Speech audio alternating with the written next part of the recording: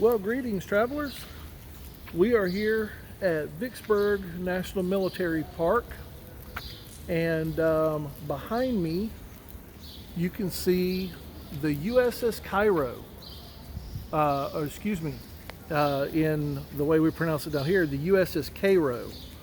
The USS Cairo was a Union ironclad, one of 7 ironclads built in 100 days, and it was named after a town on the Mississippi River, and as you can see, had lots and lots of armament, guns there, and we can go back up here and take a look at a little bit of the plating. You can see that right there. Now, here at the Vicksburg National Military Park, we're obviously learning about the Siege of Vicksburg. Siege of Vicksburg started in May of 1863 and ended on July 4th of 1863. It ended actually the day after Gettysburg, and along with Gettysburg they're considered the 2 battles that really changed the course of the war. Vicksburg was taken by General Ulysses S. Grant, but not at a very cheap cost. It was quite expensive. There were numerous times where Grant attempted to attack the city of Vicksburg and was repulsed, and was not able to take it. Actually, what eventually happened was the Union laid siege to Vicksburg, which means they basically starved them out. And Grant, it said, the U.S. Grant, Ulysses Simpson Grant, but a lot of people called him Unconditional Surrender Grant. However, he thought it was important to take Vicksburg on July 4th. So he actually built in a couple of accommodations for the Confederates to surrender on July 4th. And consequently, the people of Vicksburg, the citizens of Vicksburg, for many years did not celebrate Independence Day, because that was the day of the surrender. And so they did not celebrate that. Now you can look right over here. We got a little bit better look at some of the iron plating, and those are basically iron I-beams. I always imagined plates, but and there are, you can see right over here, you can see that iron plating, but these over here, this is really interesting. These are horizontal iron beams. Railroad rails. They're did you say they're railroad? The crew added those. Oh, apparently the crew added those. They're actually railroad tracks. They're rails that were run for trains. Which, if you've ever seen one of those up close, you know that those are very, very strong. But if you look here we have one of the cannons, right? And it said, ironclad gunboats had long flat-bottom hulls to navigate shallow rivers. Loaded with heavy boilers, engines, and guns, the hull tended to droop at the ends from the uneven weight. This caused the center of the boat to hump like a hog's back, called hogging. Hog chains kept the bow and stern from sagging.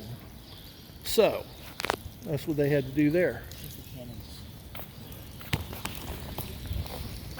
Plenty of firepower. Ironclads like the USS Cairo came equipped with 13 heavy cannon. It took a crew of 6 men to position and fire each gun.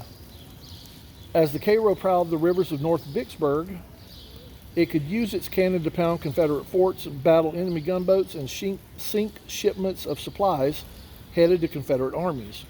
Interlocking iron plates like the ones you see on the left of the cannon protected the pilot house and sloping casemates from the enemy fire. Behind the 2.5-inch thick plates were white oak planks 12 to 25 inches thick. When the iron plates took a hit, their wooden backing kept them from shattering. Now,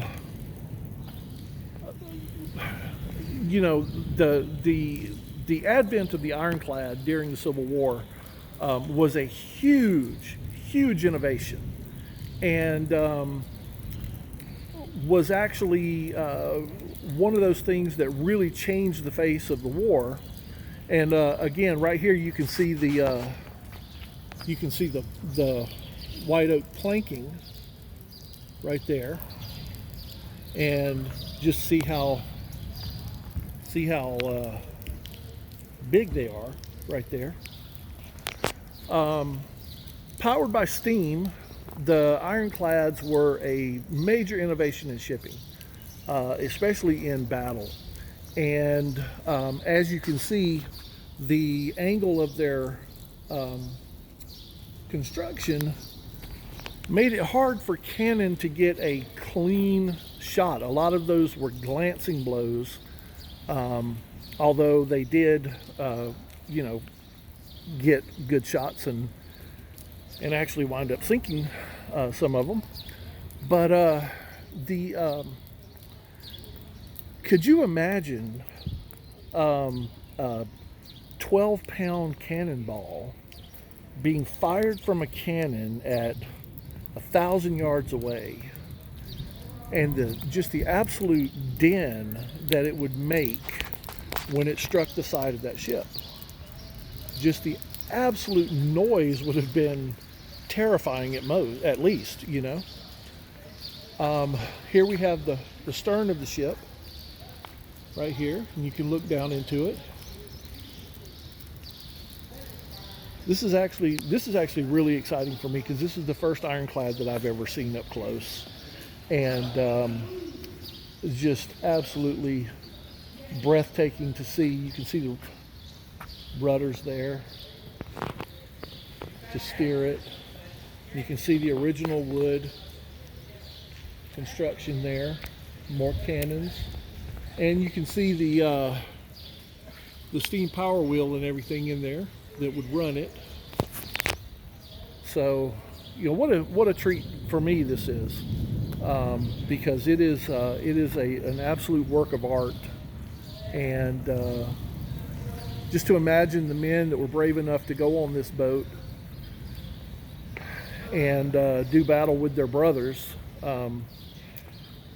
over their ideals, over what they thought America should be. So anyway, thanks for watching this little segment on the USS Cairo, and we'll be back with more.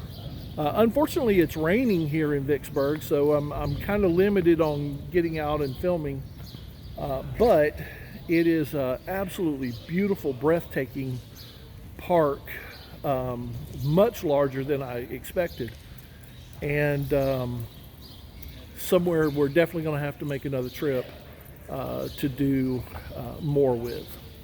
Anyway, I'll see you guys on another video. Have a great day.